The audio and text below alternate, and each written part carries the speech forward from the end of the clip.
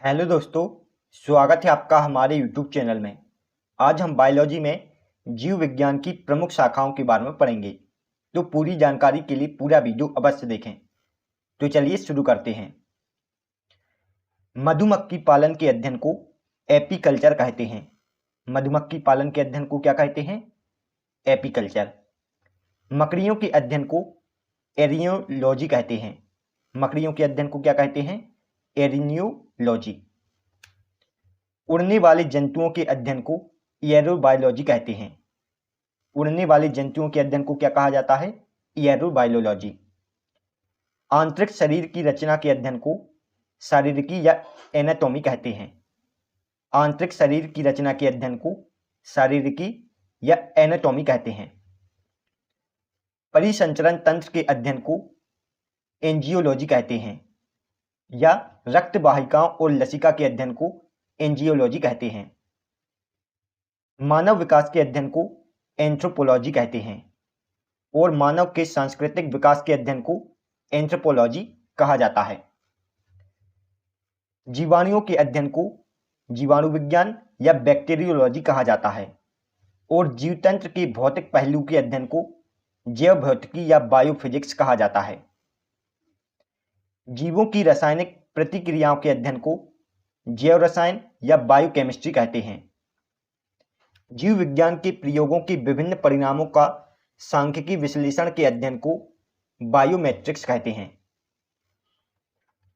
जीवों या अन्य उत्पादों की औद्योगिक क्रिया में प्रयोग को जैव प्रौद्योगिकी कहते हैं। कोशिकाओं की संरचना, कार्य और जनन व जीवन चक्र के अध्ययन को सेल बायोलॉजी कहा जाता है।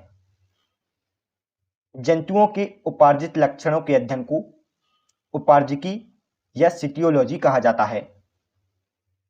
खोपड़ियों के अध्ययन को कैर्नियोलॉजी कहा जाता है। खोपड़ियों के अध्ययन को क्या कहा जाता है? कैर्नियोलॉजी। कोशिकाओं के अध्ययन को साइटोलॉजी या कोशिका विज्ञान कहा जाता है। कोशिका अध्ययन या कोशिका द्रव्य की संरचना का अध्ययन साइटोलॉजी या कोशिका विज्ञान कहलाता है। वंशागति के आधार पर कोशिकीय का अध्ययन कोशिकीय अनुवांशिकी कहलाता है। हृदय की रचना और कार्य के अध्ययन को कार्डियोलॉजी कहते हैं। हृदय की रचना और कार्य के अध्ययन को क्या कहते हैं? कार्डियोलॉजी। जीवधारी और वातावरण के बीच पारस्परिक संबंधों के अध्ययन को पारिस्थितिकी या इकोलॉजी कहते हैं। युग्मों के निर्माण, निषेचन व भ्रूण के परिवर्धन के अध्ययन को भ्रूण विज्ञान या एम्ब्रियोलॉजी कहा जाता है। अंतःस्रावी ग्रंथियों और हार्मोनों के अध्ययन को अंतःस्राव विज्ञान या एंडोक्रिनोलॉजी कहा जाता है। अंतःस्रावी ग्रंथियों और हार्मोनों के अध्ययन को क्या कहा जाता है? एंडोक्रिनोलॉजी। मानव जाति के अध्ययन को एथनोग्राफी कहते हैं। मानव जाति के अध्ययन को क्या कहते हैं? एथनोग्राफी। कीटों के जीवन चक्र के अध्ययन को एंटोमोलॉजी कहते हैं। कीटों के जीवन चक्र के अध्ययन को क्या कहते हैं? एंटोमोलॉजी। कीटों के अध्ययन को एंटोमोलॉजी कहा जाता है या कीट विज्ञान का अध्ययन एंटोमोलॉजी कहा जाता है। विभिन्न एंजाइम या उत्प्रेरकों के अध्ययन को एंजाइमोलॉजी कहते हैं। महामारी रोगों के अध्ययन को एपिडेमोलॉजी कहा जाता है। महामारी रोगों का अध्ययन क्या कहलाता है? एपिडेमोलॉजी। प्राणियों के व्यवहार का अध्ययन एथोलॉजी कहलाता है। प्राणियों या जंतुओं के व्यवहारों का अध्ययन एथोलॉजी कहलाता है। मानव जातियों की पीढ़ियों को प्रभावित करने वाले कारकों का अध्ययन सुजानकी कहलाता है। मानव जातियों की पीढ़ियों को प्रभावित करने वाले कारकों का अध्ययन क्या कहलाता है? सुजानकी। वातावरण में परिवर्तन का मानव समाज की भविष्य का सुधार करना स्वपरिवेशिकी कहलाता है। वातावरण में परिवर्तन का मानव समाज की भविष्य का सुधार करना क्या कहलाता है? स्वपरिवेशिकीय। चिकित्सा विज्ञान द्वारा अच्छे लक्षणों को पैदा करना और आनुवंशिकी के सिद्धांत द्वारा मानव जाति की उन्नति का अध्ययन करना यूफेनिक्स कहलाता है। सजीवों के विकास प्रक्रम का अध्ययन एवोल्यूशन कहलाता है। या जीव के उद्भव और विभेदीकरण का इतिहास एवोल्यूशन कहलाता है। अन्य ग्रहों पर संभावित जीवों की उत्पत्ति का अध्ययन एक्स बायोलॉजी कहलाता है। अन्य ग्रहों पर संभावित जीवों की उत्पत्ति का अध्ययन क्या कहलाता है? X biology. जीवों के शरीर की बाहरी संरचना का अध्ययन एक्सटर्नल मॉर्फोलॉजी कहलाता है। जीवों के शरीर की बाहरी संरचना का अध्ययन क्या कहलाता है? External morphology. खोपड़ियों का अध्ययन फ्रोनोलॉजी कहलाता है। खोपड़ियों का अध्ययन क्या कहलाता है? फ्रोनोलॉजी। आनुवांशिकी लक्षणों का अध्ययन जेनेटिक्स कहलाता है, या आनुवांशिकता और विभिन्नताओं का अध्ययन जेनेटिक्स कहलाता है। कृत्रिम जीन का निर्माण और स्थानांतरण का अध्ययन आनुवांशिकी अभियांत्रिकी कहलाता है। वृद्धावस्था का अध्ययन जेरोंटोलॉजी कहलाता है। वृद्धावस्था का अध्ययन क्या कहलाता है? जेरोंटोलॉजी। रुधिर व उससे संबंधित बीमारियों का अध्ययन हेमेटोलॉजी कहलाता है। रुधिर या उससे संबंधित बीमारियों का अध्ययन क्या कहलाता है? हेमेटोलॉजी। परजीवी कृमियों का अध्ययन हेलिमिन्थोलॉजी कहलाता है। परजीवी कृमियों का अध्ययन क्या कहलाता है? हेलिमिन्थोलॉजी। पैतृक लक्षणों का संतति में पहुंचने का अध्ययन हेरेडिटी कहलाता है। पैतृक लक्षणों का संतति में पहुंचने का अध्ययन हेरेडिटी कहलाता है। यकृत का अध्ययन हेप्टोलॉजी कहलाता है। यकृत या लीवर का अध्ययन क्या कहलाता है? हेप्टोलॉजी। उभयचर और सरीसृप जीवों का अध्ययन हर्पिटोलॉजी कहलाता है। उभयचर और सरीसृपों का अध्ययन क्या कहलाता है? हर्पिटोलॉजी। ऊतकों का अध्ययन हिस्टोलॉजी कहलाता है। ऊतकों का अध्ययन या तंतुओं का अध्ययन क्या कहलाता है? हिस्टोलॉजी। प्राणी की प्रतिरोधकता का अध्ययन प्रतिरक्षा विज्ञान कहलाता है। प्राणी की प्रतिरोधकता का अध्ययन क्या कहलाता है? प्रतिरक्षा विज्ञान या इम्यूनोलॉजी। मछलियों का अध्ययन इक्थियोलॉजी कहलाता है। मछलियों का अध्ययन क्या कहलाता है? इक्थियोलॉजी। केंद्रक का अध्ययन केंद्रक विज्ञान या कार्नियोलॉजी कहलाता है। सेल के अंदर केंद्रक का अध्ययन केंद्रक विज्ञान या कार्नियोलॉजी कहलाता है। पेशीय गतियों का अध्ययन कानियोसियोलॉजी कहलाता है। पेशीय गतियों का अध्ययन क्या कहलाता है? कानियोसियोलॉजी।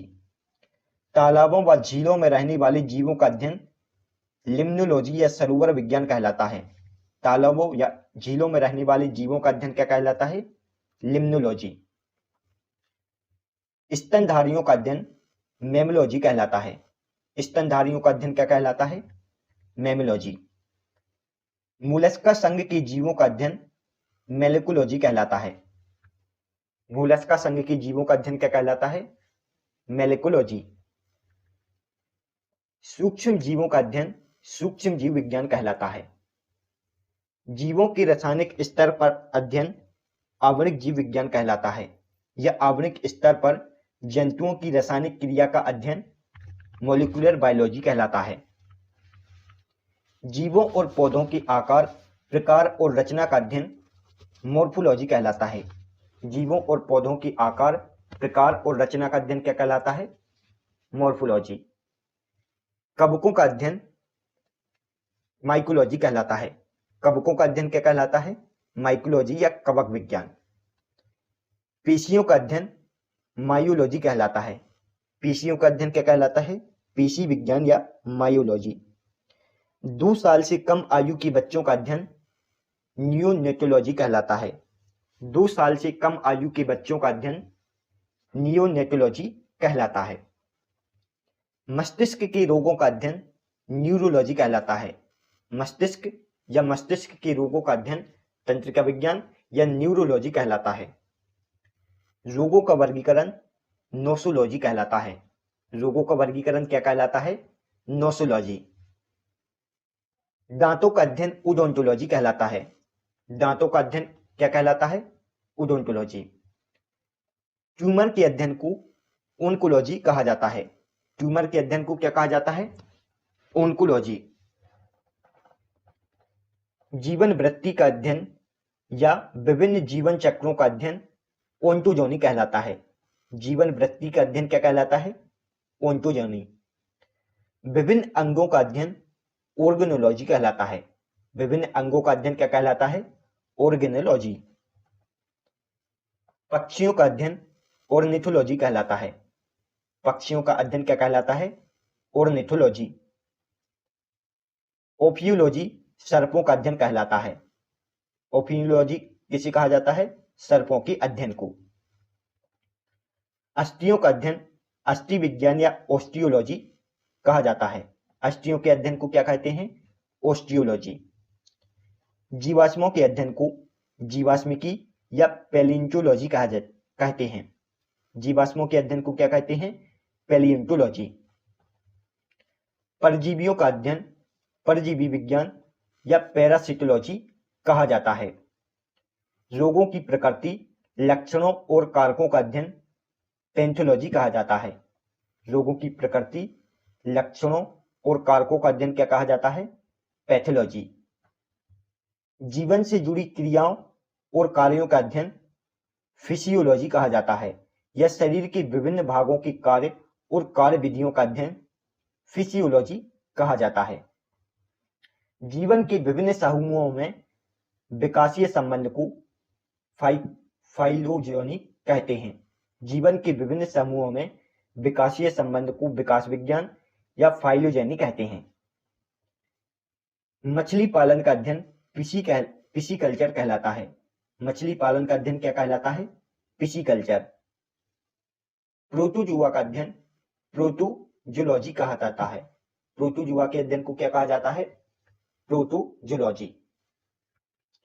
जीवों के व्यवहारों का अध्ययन या जंतुओं की मनोवृत्ति का अध्ययन साइकोजीव विज्ञान कहा जाता है। शैवालों का अध्ययन फाइकोलॉजी कहा जाता है। शैवालों का अध्ययन क्या कहा जाता है? फाइकोलॉजी।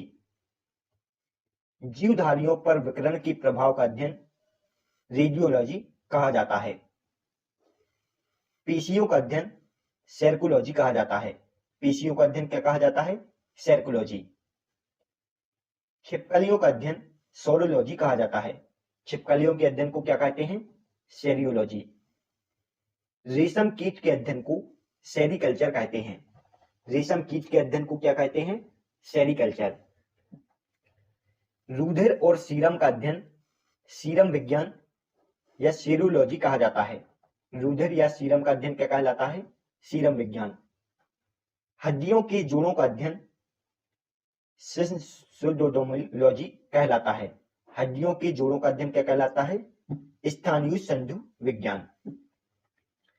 जीवों के नामकरण और वर्गीकरण का अध्ययन वर्गीकी या टैक्सोनॉमी कहलाता है। प्राणियों के शरीर के रचनात्मक संगठन का अध्ययन टेक्टोलॉजी कहलाता है। प्राणियों के शरीर के रचनात्मक संगठन का अध्ययन टेक्टोलॉजी कहलाता है। विषों का अध्ययन या जहर और उसके प्रभावों का अध्ययन टॉक्सियोलॉजी कहलाता है। पोषण विज्ञान का अध्ययन ट्रोफोलॉजी कहलाता है। पोषण विज्ञान का अध्ययन क्या कहलाता है? ट्रोफोलॉजी। मूत्र और उससे संबंधित रोगों का अध्ययन यूरोलॉजी कहलाता है। मूत्र और उससे संबंधित रोगों का अध्ययन क्या कहलाता है? यूरोलॉजी। केंचुआ पालन का अध्ययन वर्मीकल्चर कहलाता है। केंचुआ पालन का अध्ययन क्या कहलाता है? वर्मीकल्चर। विषाणुओं का अध्ययन वायरोलॉजी कहलाता है। विषाणुओं का अध्ययन क्या कहलाता है? वायरोलॉजी। उद्देश्यहीन सूक्ष्मजीव जैसे डाई एटम का अध्ययन जूफाइटोलॉजी कहलाता है। उद्देश्यहीन सूक्ष्मजीव जैसे डाई एटम का अध्ययन जूफाइटोलॉजी कहा जाता है। Thanks for watching. दोस्तों, यदि आपको हमारी वीडियो पसंद आई हो तो प्लीज वीडियो को लाइक और चैनल को सब्सक्राइब जरूर करें। इससे हमें मोटिवेशन मिलता है। तो मिलते हैं नेक्स्ट वीडियो में। तब तक के लिए गुड बाय। आप इस वीडियो से रिलेटेड पीडीएफ को हमारे टेलीग्राम ग्रुप से डाउनलोड कर सकते हैं, जिसका लिंक डिस्क्रिप्शन में दिया हुआ है।